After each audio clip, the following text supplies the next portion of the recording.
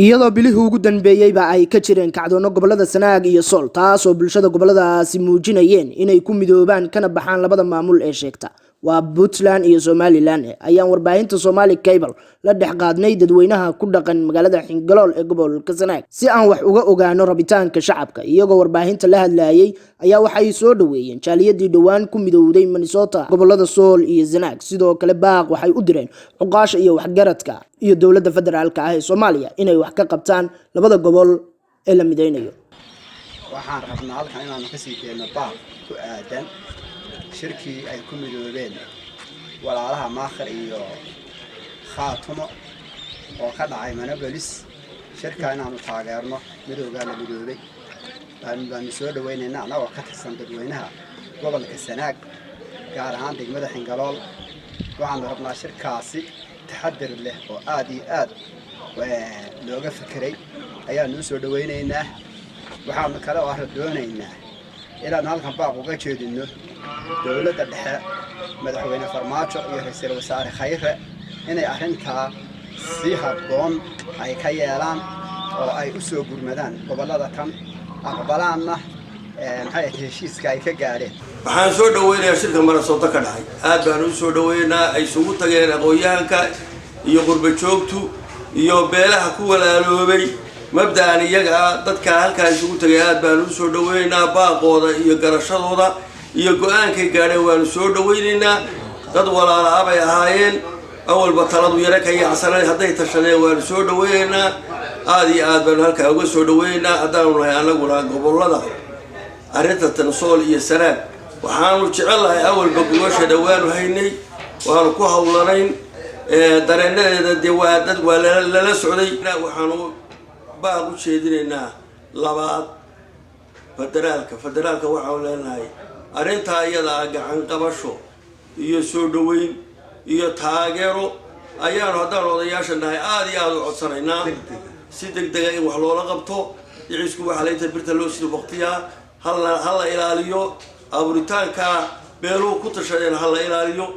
waxaan leenahay oo kale oo baaq u direynaa gobolada arrintan ay saamayso Suuriya Sanaag inta ay gudaha ah waxaan leenahay iyadana hal laga diyaar garoobo gogol hal la dhigo hal loo diyaar garoobo si dibadda looga diyaar garoobo hal loo diyaar garoobo maana sooto lagu qabtay oo lagu mataaneeyay Khaatumo iyo maxay Maakhir lagu mataaneeyay waan soo dhaweynaynaa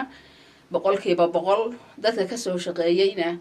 iyo cidii wado oo kasta oo meel kasta ka wada dalka gudihiisa iyo dibadiisa iyo daafihiisaba inta ka wadana waan soo dhaweynaynaa waan u hambalyeeynaa dawladda mataanaha ah waan taan sugaynay oo in badan doonaynay waxaan soo dhaweynayaa shirka ka dhacay Minnesota mideynta Khaatumo iyo Maakhir oo shirka wanaagsan ee ka dhacay aad loogu taageerayo waxaan baaq u dirayaa dadka gudaha jooga iyana inay ka shaqeeyaan odayaashu inay si loo taageeri lahaa iyo mideynta labada gobol inay iyana ka qayb qaataan oo gudaha ka shaqeeyaan waxaan ahay kolba taageerayaasha aad u taageersan in goboladaas midoobaan oo waxaan taageeraynaa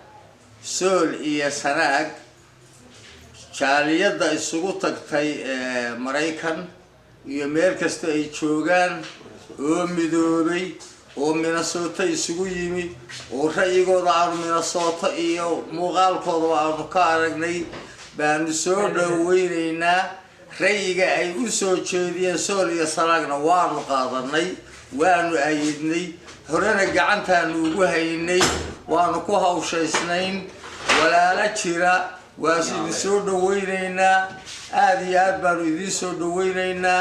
annaguna waa ku hawshaysanahay fikirkaasaanu qabnaa haddaanu Sool iyo Sanaag odayaasha jooga aanu nahay waxaan aad iyo aad ugu hambalyeeynayaa labada maamul goboleed ee shirkoodu ka dhacay wadanka Mareykanka khaasatan Minnesota waxaan leeyahay labada maamul goboleed ee wada jirka u shaqeynaya